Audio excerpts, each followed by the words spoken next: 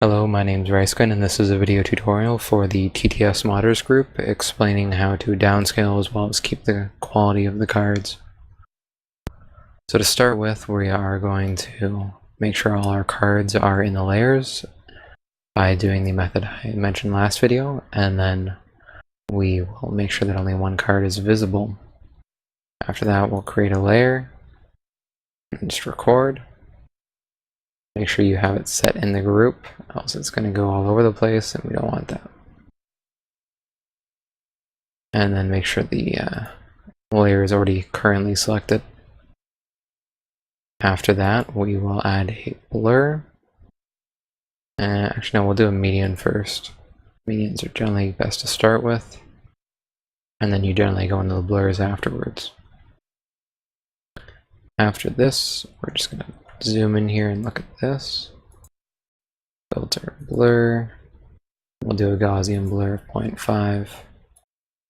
Before I go any further, you actually want to make sure that you have a action to start with to actually select the entire card beforehand, else you're going to run into issues later. So now that we got that, I'll just record in here. That's the nice thing about actions, that you can add things in whenever you want. So I'm going to add a surface blur in here. And you can see that takes pretty much everything away. Perhaps I should do a dust and scratches just to show what everyone looks like. Where are you? Dust and scratches, dust and scratches. The dust and scratches can do a pretty good job. Whoops. You just have to configure it correctly. Forgot to zoom out beforehand so you can't really see the text. Filter, noise, dust and scratches. So you can see that the text does become a little blurry in comparison to what it was starting with, because it zooms in on the, or blurs the text as well, unfortunately. So you just want to make sure that it's a slight, yeah, like 2 is good enough there, and then maybe just lower the threshold here. It's too much. 4 and like 50. Yeah, that's too much. So it's essentially just configuring with the settings here. Feel. Yeah, it's not really doing anything that, so this was the best one. Let's go 1 and 2. Add that. And then we'll add a lovely surface blur now. See how this looks. So you can see the text does get a little blurred here. Even beforehand it was pretty blurred. You can sharpen it afterwards though, as long as the text does remain approximately what it was to start with.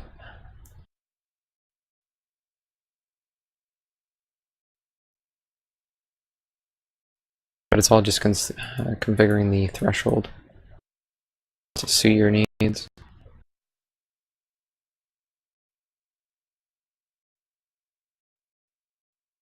Yeah. Make sure you're keeping on both the zoomed in version and then the main version as well, the main viewport. So we'll do that. And afterwards we are going to scale it down. So you can do an intermediary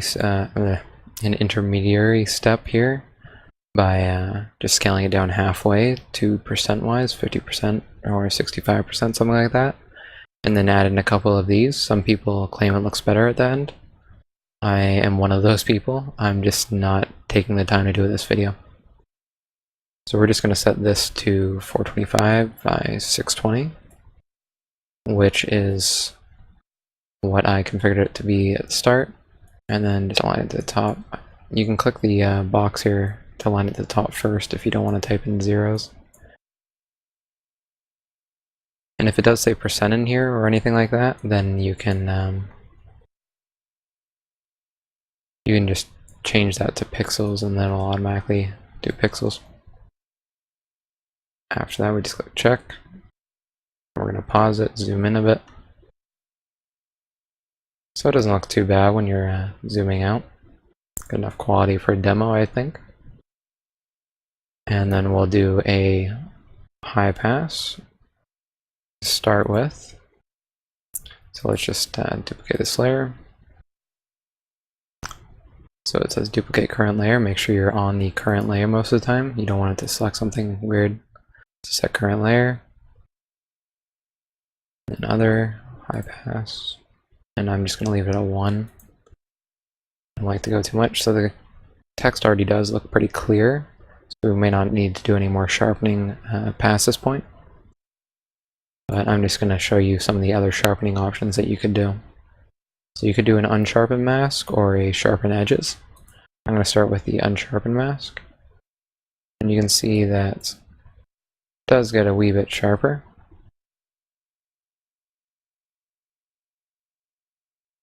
I was hoping that I would do the preview there.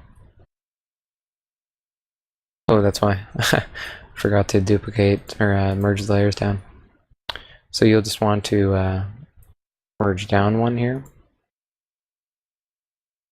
And yeah, we got that. Let's just remove the unsharpened mask. High pass, yep. All good. Now we'll do the unsharpened mask. So we will go to sharpen, unsharpen mask. There we go. Now it's actually sharpening. You could also do the sharpening mask to the high pass if you wanted, though. So it depends really how high you want it. That's pretty sharpened. It's all a matter of configuring in your personal preference, however. I think it looks better without the unsharpened mask. Like I said, it was already sharpened more than enough, so I'm just going to delete that. Now after you have the action done, and make sure you have the set selection, then we can go on to the next step, which is batching them out.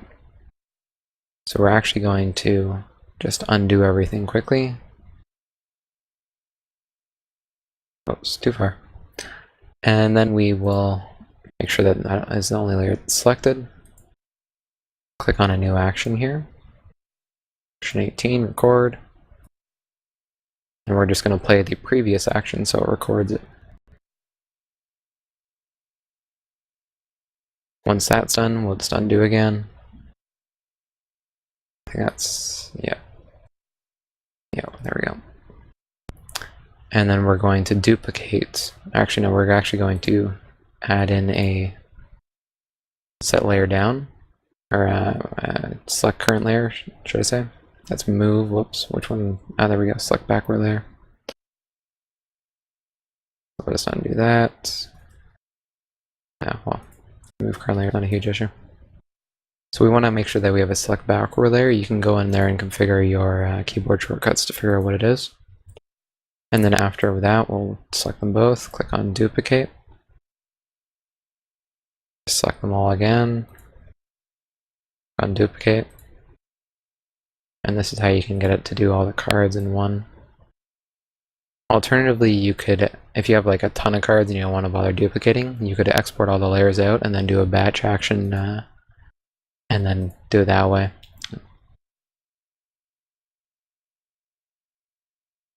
But I'm just going to do this way because I like to see the preview. So it looks like we're good here. Select backward layer, yep. We got it about 8 times or something like that. So we want to make sure that this is the only layer visible. And then we'll start. Just click on play.